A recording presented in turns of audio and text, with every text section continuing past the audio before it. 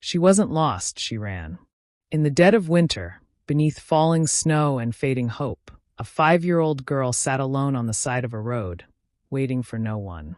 When a wealthy, solitary man stopped to ask if she was lost, her answer shattered the silence. "I'm not lost. I ran away." What began as a chance encounter would unravel a heartbreaking past, awaken a guarded heart, and forge a bond neither of them expected. One that would rewrite both their lives forever. Hello family, welcome to True Life Stories. Please subscribe and leave a like for us, it means the world to us. Also share this video to your friends and loved ones and turn on post notifications so you don't miss future videos from us. Thank you as you do so. Sit back and relax as we dive into the story. The snow fell in quiet sheets, soft but relentless, covering the narrow mountain road in a thick white blanket. The world had fallen nearly silent except for the soft hum of Victor Langston's black Bentley as it wound its way cautiously through the curves of the winter-kissed highway. His headlights carved tunnels of pale yellow through the evening fog, illuminating little more than the falling snow and skeletal outlines of roadside trees. Victor glanced at the dashboard clock. 7:13 p.m. He had left the city late, another investor dinner dragging longer than expected. Empty smiles, expensive wine, polite lies. His mind was elsewhere now, already cataloging tomorrow's meetings, the unread reports on his tablet, the unending rotation of strategy, acquisition, execution. His phone buzzed. He ignored it. The road stretched ahead, a ribbon of solitude. He preferred it this way. No distractions, no calls, just the steady rhythm of wheels over asphalt and the occasional flicker of passing fences. But then, he saw her. A flicker of movement. A shape. Small. Still. Victor's foot hit the brake instinctively, the car skidding slightly before it came to a halt on the icy shoulder. His heart jumped as he peered through the windshield. Just ahead, huddled beneath a crooked street lamp, was a figure, a child, maybe 5 or 6 years old, sitting cross-legged in the snow like she had chosen that exact spot to vanish into the world. She wore a coat, but it was thin and faded, more suited for autumn than the dead of winter. Her boots were mismatched, her gloves fingerless. Her hair was tangled, stuck to her cheek where her tears had frozen. She didn't look up. She didn't move. Victor's breath caught in his throat. What the hell? He threw the car into park and stepped out into the biting cold. The wind greeted him like a slap, sharp and immediate. He walked toward the child slowly, his shoes crunching over the snow. Every instinct told him this wasn't real. Kids don't just sit in the snow alone like this, not here, not in the middle of nowhere. When he got close enough, he crouched down. "Hey," he said gently, lowering his voice to just above a whisper. "Are you lost?" She didn't flinch. Her eyes lifted to meet his, and for a moment, Victor felt the air leave his lungs. There was something in her gaze, not fear, not panic, not even sadness. It was acceptance. "No," she said softly. Her voice was calm, too calm. "I'm not lost. I ran away." Victor blinked, stunned. "You ran away?" She nodded, as if this were the most natural thing in the world. "They didn't want me. So I left." The wind howled around them, and Victor felt the wet chill beginning to sting his ears. He glanced around, no cars, no houses nearby. Just trees, snow, and this tiny girl who didn't seem afraid of the cold or the dark. He stood quickly, pulling off his thick wool coat and wrapping it around her before lifting her gently into his arms. She didn't resist. She weighed nearly nothing. "We're getting out of this cold," he muttered, more to himself than to her. She rested her head against his shoulder, like she'd been waiting for someone to come along, and now that they had, she could finally let go. Back in the warmth of his car, Victor placed her in the passenger seat, cranked the heat, and watched her as she slowly extended her tiny hands toward the vents. Her fingers were pale, almost blue. He reached for his thermos and unscrewed the lid, pouring some hot cocoa into the cap and offering it to her. She took it with both hands, sipping carefully. "What's your name?" he asked. She hesitated, then answered quietly. "Ellie." "Ellie," Victor repeated, trying the name in his mouth. "All right, Ellie. I'm Victor." She nodded, her face unreadable. Victor looked at her again. Really looked at her. She wasn't just cold. She was broken in a way that he recognized far too well. Something had been taken from her. Trust, safety, maybe even hope. And though he didn't know it yet, in that moment, something began to shift deep inside him. He'd stopped for a girl in the snow. But what he'd really found was a reason to change everything. Victor watched the steam curl from the cocoa in Ellie's small hands. She cupped the thermos lid like it was made of porcelain, like it might vanish if she gripped it too tightly. Her eyes followed the swirls of steam, as if they were trying to tell her something she'd forgotten. The car was warm now. The heated seats had begun to push the cold from her bones, though she didn't relax. Not fully. She sat upright, shoulders slightly hunched, the way someone might if they were used to bracing for something. A scolding, a slap, silence. Victor wanted to say something. Anything. But the words didn't come. He was a man of facts, figures, outcomes. He closed deals, managed portfolios, negotiated across continents. But sitting next to this tiny, silent girl with tangled hair and a voice far too steady for her age, he felt completely out of his depth. "Do you want me to call someone?" he asked carefully, his voice low. "Your parents, maybe?" She flinched, not visibly, not enough to be obvious, but Victor noticed. She looked away, pressing her lips together. A long moment passed. "I don't want to go back," she said finally. Victor paused. "Why not?" She turned to him then. Her eyes were dark, almost black, framed by lashes heavy with snowmelt. And when she spoke, her voice didn't waver. "They never wanted me. I heard them. They were going to leave me at an orphanage. Tomorrow." Victor blinked. "You heard them say that?" She nodded. "I wasn't supposed to be awake. But I was. I was thirsty and I heard them talking. My mom said I was too much. That she was tired. My dad said he already made the call. They were going to drop me off in the morning and tell people I got adopted. That someone wanted me." Her fingers tightened around the thermos lid. "But nobody did. They just didn't want me anymore." The words didn't come out in a rush or between sobs. They came out slow, measured, like she'd repeated them in her head enough times that they'd turned into something sharp and smooth, no longer jagged enough to make her cry. Victor couldn't speak. His mouth opened, then closed. There was a tightness in his chest he hadn't felt in years. Not since his own childhood. Not since the day he had been left behind.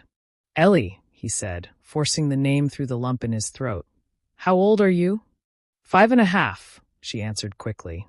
Then, almost 6. He nodded slowly, staring out the windshield for a moment. Snow still drifted in slow spirals under the street lamps. Everything felt muffled, as if the world had lowered its voice to listen. "You ran away?" he asked again, not to doubt her, but to understand her. She gave a small nod. "I didn't know where I was going. I just wanted to get away. I packed my teddy and 2 crackers, but I lost the crackers in the snow. I walked until I got tired." "Where's your teddy now?" Her face changed, just a flicker, but he caught it. "I dropped him. I think he's under the snow somewhere." He was old anyway. Victor swallowed hard. He gripped the steering wheel without thinking, knuckles darkening. "You shouldn't have had to do that," he said. His voice was quiet, but this time it carried something else, anger. Not at her. Never at her. At the world. At the people who had made her believe running away alone into a snowstorm was her only choice. "Do you believe me?" she asked suddenly. Her eyes searched his face, like she was waiting for the same look adults always gave her. Dismissal. Doubt. Politeness wearing a mask. Victor didn't hesitate. "Yes," he said. "I believe you." Ellie looked down again, this time slower. And when she exhaled, her breath trembled slightly, like a single crack in a wall built too fast, too young. "I don't want to go to the orphanage," she whispered. "I don't want to start over again. I just want someone who—" She didn't finish. The words got stuck in her throat. Victor turned to face her fully. "You don't have to go anywhere tonight, all right?" he said. "You'll stay with me. We'll figure it out." "But what if they come looking?" "They might," he admitted. "But if they do, I'll be right there. You won't be alone." She didn't smile, but her eyes softened just a little. "Where are we going now?" she asked. Victor paused. "My house," he said. "It's a little too big for one person anyway." Ellie blinked. "You live alone?" "I do." She was quiet for a moment. Then, to his surprise, she whispered, "Me too." Victor started the engine. He didn't say anything else. The moment didn't need more words. As they drove away from the roadside where she had once sat like a forgotten snow angel, Ellie leaned her head against the window. The snow outside blurred into white lines as the world began to move again. She didn't cry, but for the first time in a long time, she closed her eyes, not to disappear, but to rest. Inside the warm car, with the road unfolding ahead of them, she didn't feel invisible anymore. The mansion stood at the edge of the hills, framed by rows of fir trees heavy with snow. Its windows glowed dimly like watchful eyes in the night, the rest cloaked in shadow. The iron gates creaked open as Victor's car rolled through the drive, tires crunching over the icy gravel. The fountain at the center of the roundabout was frozen mid-splash, as if time itself had stopped just before beauty could take its full shape. Ellie sat upright now, silent but alert. Her wide eyes scanned the towering estate with something between awe and caution. Victor caught her expression as he shifted the car into park. "It's not as scary as it looks," he said with a faint, self-deprecating smile. "Just a big old house that's too quiet most of the time." Ellie didn't respond. Her eyes lingered on the front doors, tall and polished like they belonged in a palace. Victor stepped out and walked around to open her door. As she stepped down, the oversized coat he'd wrapped around her slipped off one shoulder, revealing just how small she really was. She clutched it closed with both hands and followed him without a word. The doors opened with a push, revealing a grand foyer with marble floors, dark wood paneling, and a staircase that curled upward like a spine. The lights were on, but the space felt cold, too clean, too hollow. The kind of home that looked perfect in magazines but lacked breath, warmth, life. Ellie stood just inside the entrance, dripping melted snow onto the rug. She didn't move any further. Victor turned back toward her, unsure of what she needed. Words, reassurance, time. "You're safe here," he said. "You don't have to be afraid." "I'm not afraid," she replied quietly. "I'm just not used to places like this." Victor gave a small nod. "Me neither, if I'm being honest. I just happen to live in one." That made her blink, the first sign of something like curiosity flickering behind her eyes. He led her through the main hall, past the grand piano he never played, past oil paintings of people he didn't know. She didn't ask questions. She just looked at everything, taking in every detail like someone memorizing a map in case she needed to escape. They stopped at a room near the back of the house. It was a guest suite, one of many, but this one had windows facing the garden and a small fireplace in the corner. Victor opened the door and stepped aside. "You can sleep here tonight," he said. "I'll bring you some clean clothes and something warm to eat." Ellie crossed the threshold slowly, cautiously, like she expected the floor to give way under her feet. The room was soft in its silence. Pale blue walls, a fluffy bed, books on a shelf, a stuffed animal forgotten on a chair. She walked over to the bear and picked it up. "It's left I was missing." "Was this yours?" she asked. Victor's brows rose. He hadn't thought about that bear in years. "It was," he said after a pause. "I was about your age when I had it. My mother stitched the right leg after our dog chewed it up." Ellie turned it over in her hands, then placed it gently on the bed like it was something sacred. "You can keep it if you like," he offered. She didn't say thank you, but she nodded, and that felt like more. He left the room to prepare her something warm. In the kitchen, he stood for a long time with his hand resting on the countertop, unsure what a child liked to eat.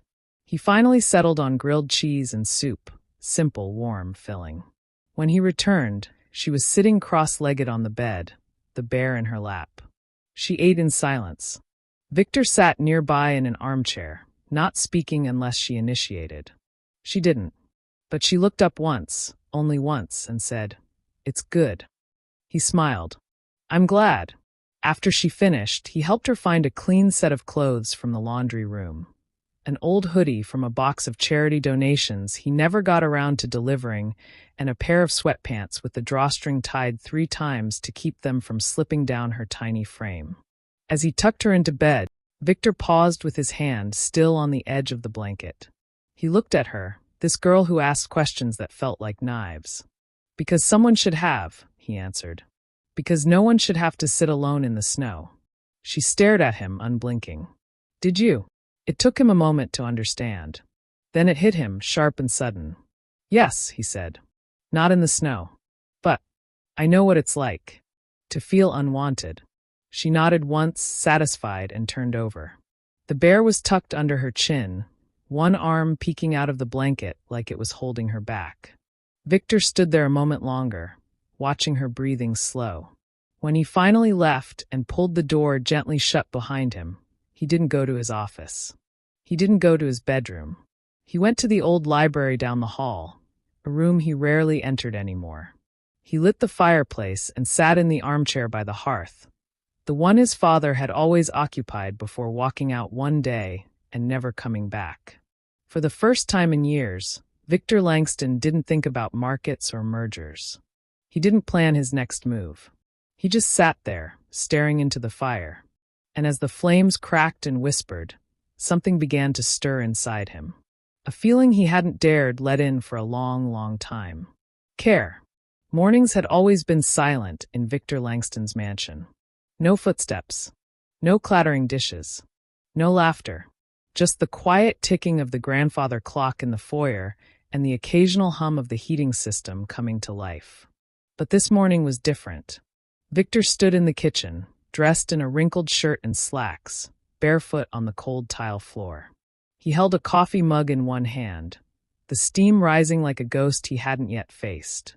He hadn't slept much, and it showed in the rough edges beneath his eyes.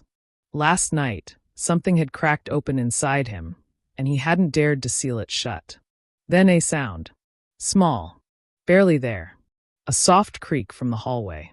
He turned. Ellie stood barefoot in the doorway, clutching the 2 long sleeves of the hoodie he'd given her. Her hair was brushed, clumsily but brushed. She looked smaller in the morning light, as if daylight made the memory of her past even heavier. Victor placed the mug on the counter. "Morning," he said gently. "Morning," she echoed. Her voice was quiet, guarded, like she wasn't sure if she had the right to speak first. He motioned to the counter. "Hungry?" She nodded slowly. "Can I help?" The question caught him off guard. No child had ever asked to help him with anything. Not that there had ever been children here. Not since, well, not ever. He cleared his throat. "Sure. You can be the toast master." She patted over to the toaster, studying it like it might bite. "How many slices?" "Let's start with 4. She slid the bread into the slots carefully, pressing the lever down with both hands. Then she stood back, waiting like it was a machine from another world. Victor scrambled the eggs. He realized halfway through he hadn't cooked for anyone else in years. He'd had chefs, caterers, business dinners, but nothing like this. Nothing personal. He slid the eggs onto 2 plates and poured orange juice into mismatched glasses. They sat at the small table in the corner of the kitchen. Not the dining room. That space was too formal, too cold. Here, in the morning light, Ellie looked more like a child. Less like a ghost. She took a bite of toast, chewed thoughtfully, then asked, "Do you work from home?" Victor blinked. "Sometimes." "What do you do?" "I run companies. I invest in things. Businesses. Like stores. Sort of. Bigger things. Technology, mostly." Ellie wrinkled her nose. "That sounds boring." Victor chuckled. It was the first real laugh that had escaped his lips in months, maybe years. "You're not wrong." She smiled. Barely. But it was there.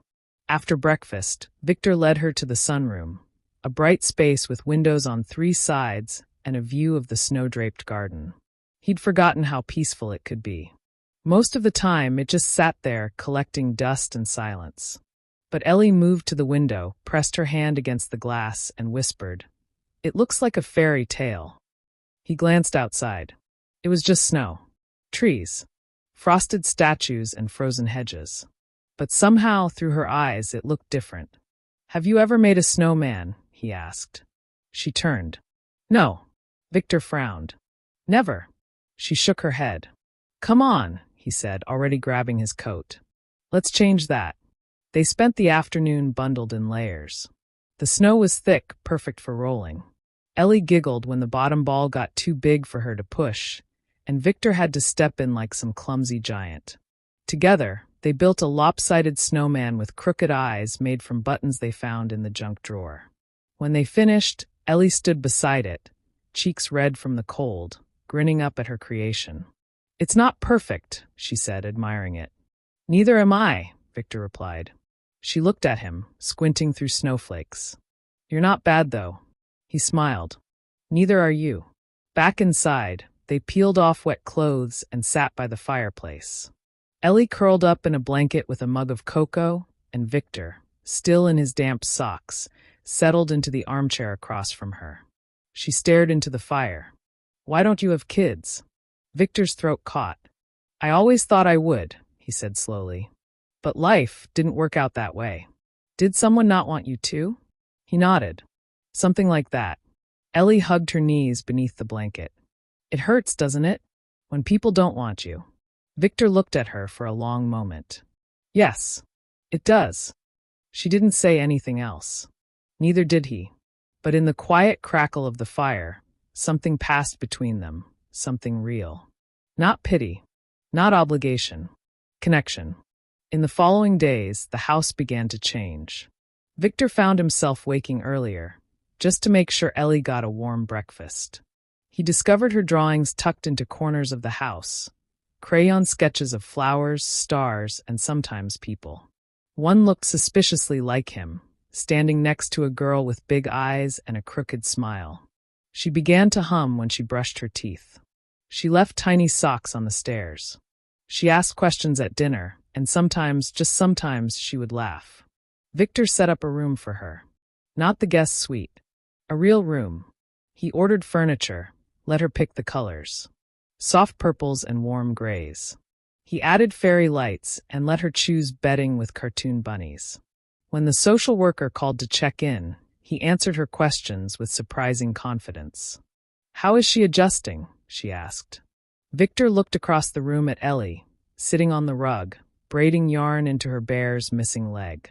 She's teaching me how to live again, he said. The woman paused, then said, We'll begin the process for temporary guardianship if you're willing. After that, we can discuss more permanent options. He didn't hesitate. Yes, I'm willing. He ended the call and walked over to Ellie. She looked up. Victor? Yeah. Do you like having me here? He sat beside her on the rug. I don't just like it, Ellie, he said softly. I need it. And that night, for the first time in a long time, both of them slept deeply. Not because they were tired, but because finally they weren't alone. It began with a knock. Sharp. 3 raps. Not frantic, not timid, official. Victor was in the study, reviewing documents he hadn't touched in a week. The fireplace burned low, casting flickers across the polished oak. Ellie was in the living room down the hall, drawing again, legs swinging off the edge of the couch as she focused hard on the paper in her lap. He rose and crossed the foyer slowly, his instincts already bristling. He opened the door. 2 figures stood on the porch, flanked by a third. The man was tall, stiff-backed, with a dull brown winter coat zipped up to his throat. His hair was matted under a beanie. The woman beside him clutched her purse in both hands, her makeup slightly smudged as if she'd applied it in a moving car. Behind them, a woman from Child Services waited with a clipboard and a measured expression. Victor's hand gripped the doorframe. Mr. Langston, the caseworker said calmly. May we come in? Victor didn't move. His eyes were fixed on the couple.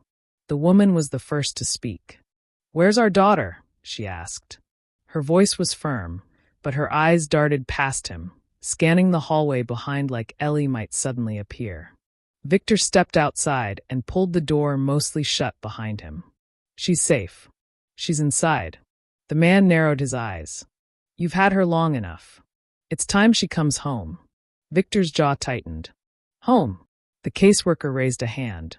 Let's not escalate. Mr. Langston, these are Ellie's biological parents, Thomas and Deborah Monroe. They've contacted us, filed a request to reclaim custody, and would like to speak with their daughter, if you'll allow it. Why now? Victor asked flatly, eyes still on them. You were planning to abandon her. Deborah's face twitched. That's not true. We were just overwhelmed. Thomas scoffed. She's a handful. Always has been. Victor's nostrils flared, but the caseworker stepped forward.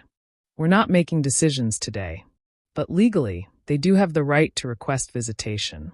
I've reviewed Ellie's statement, and I understand your concerns, but we also have a process to follow. Would you allow them a supervised conversation? Victor turned his head slightly, listening to the faint scratching of crayons from inside the house. She doesn't want to see them, he said. She's 5, Deborah snapped. She doesn't get to decide. Victor's eyes were like stone now. She had to decide when you wouldn't. The silence that followed was taut as wire. The caseworker sighed, then softened her tone. Mr. Langston, perhaps if she spoke to them herself, we could have a better picture. If she still refuses after that, the court will consider her preference, especially with supporting evidence. He didn't want to agree, but he could see it already, the necessity. The only way out was through. He opened the door wider. You get 10 minutes. In the foyer. I stay. Thomas rolled his eyes. Whatever you say, rich man. Victor ignored the comment. Stay right here. He walked back down the hall. Ellie looked up as he entered the living room. You looked mad, she said. His face softened. There's someone here asking to see you. 2 people, actually. The crayon slipped slightly in her hand. Who? He didn't answer right away. But she knew. Her shoulders shrank into her chest. Her eyes lost their light. Victor knelt beside her. You don't have to go with them. I promise. But the caseworker is here. She wants to see how you feel about it. Ellie stared at the floor. Are they mad at me? No, he said. But they don't understand what they did. And I think they're about to find out. She stood up slowly. Not afraid. Just heavy. Victor walked beside her, one hand on her shoulder as they returned to the foyer. Deborah took a step forward as soon as she saw Ellie. Oh, baby, thank God you're okay. Ellie stopped. Her eyes moved from Deborah to Thomas, then back again. Why are you here? Deborah knelt, reaching out, but Ellie didn't move forward. We were so worried. We thought you were gone. We've missed you. You were going to leave me at the orphanage, Ellie said. Her voice was steady, not bitter. Just true. Deborah hesitated. That was a misunderstanding. Ellie tilted her head. I heard you. You said I was too much. You said you were tired of me. Thomas groaned. Jesus, Deborah, I told you this would happen. She twists everything. I didn't twist anything, Ellie said louder this time. I just listened. Victor stood behind her, silent but grounded. Deborah straightened slowly. We're your real parents. He can't replace us. Ellie looked up at Victor, then back to them. He didn't replace anyone. He gave me something you never did. Thomas's jaw clenched. And what's that? Safety, she said simply. Warm food. Someone who listens. Victor could feel the air shift in the room. Ellie took a small step back, closer to him. I don't want to go back with you. Deborah's face crumbled. But we're your parents. No, Ellie said softly. You're just the people who had me. That's not the same. The caseworker stepped in quickly. That's enough. Thank you, Ellie. You've been very brave. She turned to Deborah and Thomas. We'll be in contact. But after what I've seen and heard here today, I will strongly advise against any forced reunification. Ellie's voice matters. Deborah looked like she might protest, but the strength in Ellie's eyes that didn't waver, didn't beg, made her hesitate. Thomas muttered something under his breath as they turned to leave. Victor didn't move until the door shut behind them. Then he knelt again, facing Ellie. You didn't have to be that strong, he said quietly. But I'm proud of you. I wasn't strong, she said. I was just tired of pretending it didn't hurt. Victor touched her shoulder. You don't have to pretend anything with me. She nodded once, then leaned forward just a little, and wrapped her arms around his neck. He froze for a moment, then pulled her into a full embrace. It was the first time she hugged him. He didn't let go. The years passed in quiet, beautiful defiance of what might have been. Ellie Langston, no longer the fragile, frightened girl who once sat shivering in the snow, was 13 now. Her face had sharpened with age, but her eyes still held the same depth, the same cautious wisdom earned far too young. Her hair was longer, pulled back into a braid most days, and she wore glasses now, an olive green frame she picked out herself, because it looked like the forest after rain. Victor watched her grow like a man witnessing a miracle in slow motion. She was a fire lit from the inside, fierce and thoughtful, with a quiet grace that made people stop and listen when she spoke. She painted. She read more than most adults. She had questions for everything: how the stars worked, why birds flew south, why people left the ones they were supposed to love. They never talked much about before. But it was there, like a scar, not open, not bleeding, but undeniable. Until the day they returned. It was a spring evening, just before sunset. Victor was seated in the conservatory, sorting through grant applications for an arts program he and Ellie had started together. One that gave abandoned children a space to express themselves through paint, clay, music, and story. Ellie was upstairs, working on a canvas that had taken over most of her room. Then came the knock. Again. Victor froze. He opened the door.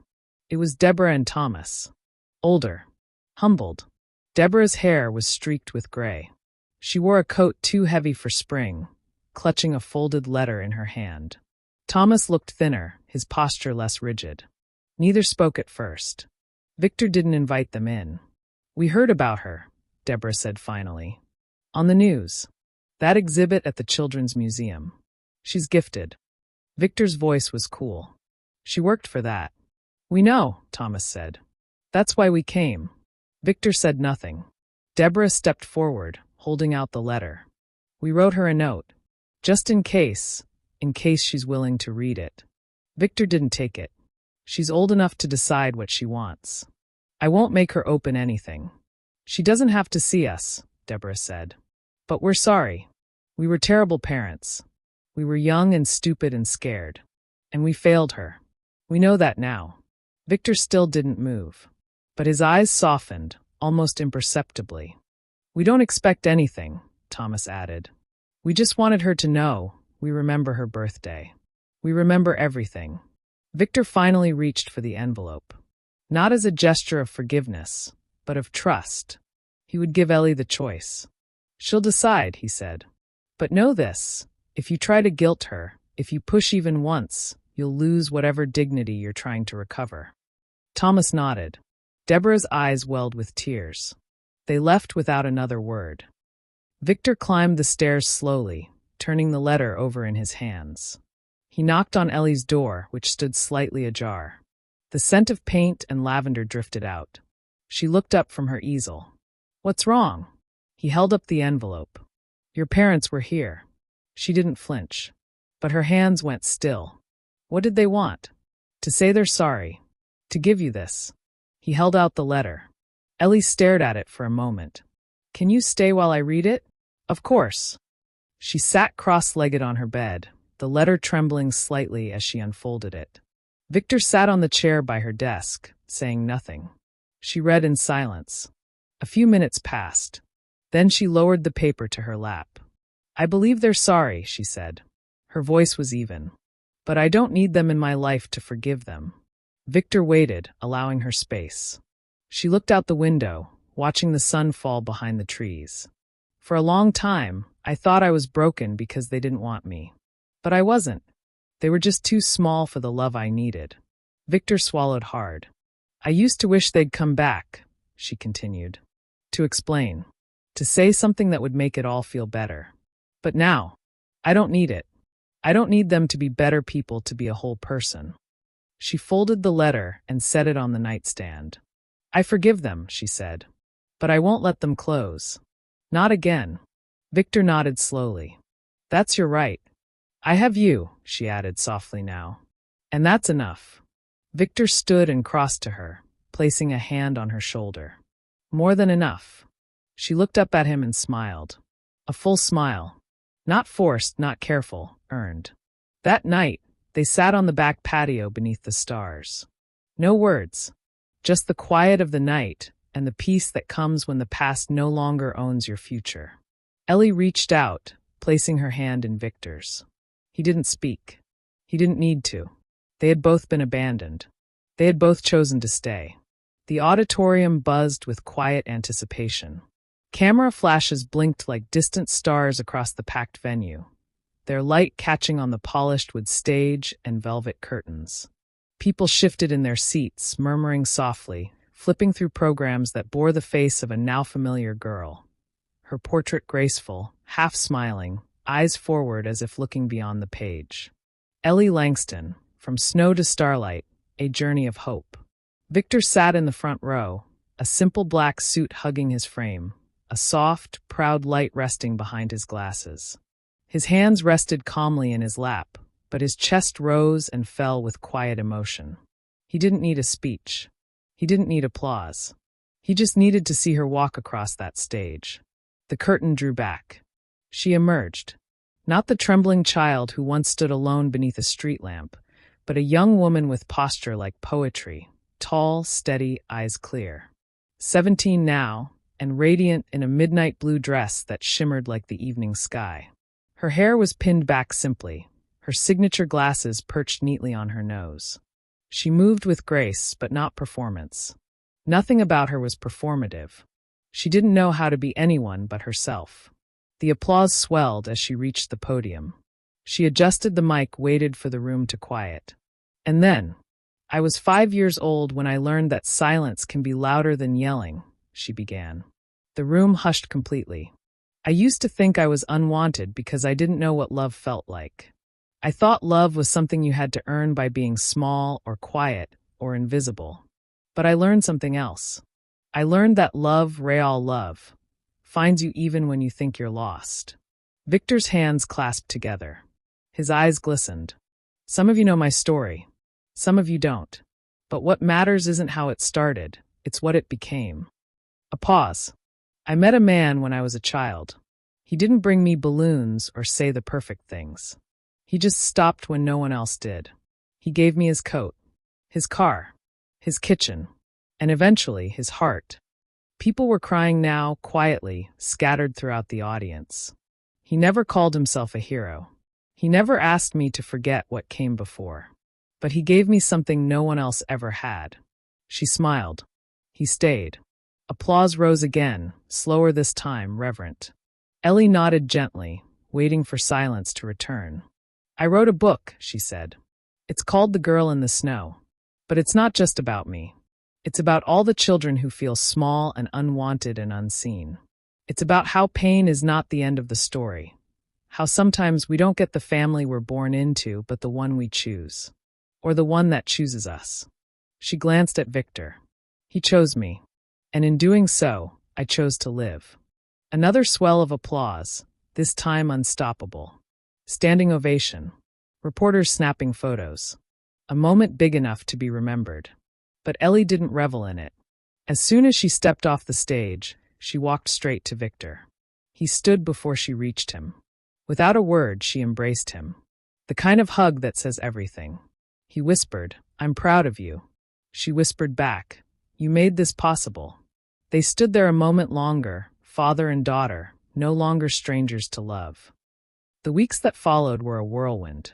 Her book climbed bestseller lists. Interviews followed, TV, radio, podcast. Children wrote her letters. Teachers used her story in classrooms. She launched a foundation in her name, the Snow Child Initiative, giving funding to programs supporting children in foster care and adoption transitions. Victor let her lead. He funded what she dreamed. But he didn't shape it. She had her own voice now. One evening, near Christmas, they sat together in the sunroom. The garden outside was blanketed in fresh snow, soft and undisturbed. A small fire crackled nearby, and Ellie sat cross-legged on the floor with a photo album open in her lap. She turned the page and paused. It was a picture of the snowman they built years ago, lopsided, missing a nose, but smiling anyway. "I remember this day," she said. "You called him Sir Frostington, Victor replied. She laughed. He deserved a top hat. Victor raised his glass of cider. To Sir Frostington. May he rest in slush. They clinked glasses. After a moment, Ellie turned to him. Do you ever wonder what would have happened if you hadn't stopped that night? I try not to, he said honestly. Because I didn't. And that's what matters. She nodded, satisfied. Then she leaned her head against his shoulder. The silence between them wasn't empty. It was full of everything they'd been through, everything they'd overcome. Outside, snow began to fall again. But this time, Ellie didn't feel small beneath it. She didn't feel cold, because she was no longer the girl in the snow. She was the girl who came home. We have come to the end of the story. I hope you enjoyed it. Leave a like and subscribe to my YouTube channel for more interesting stories.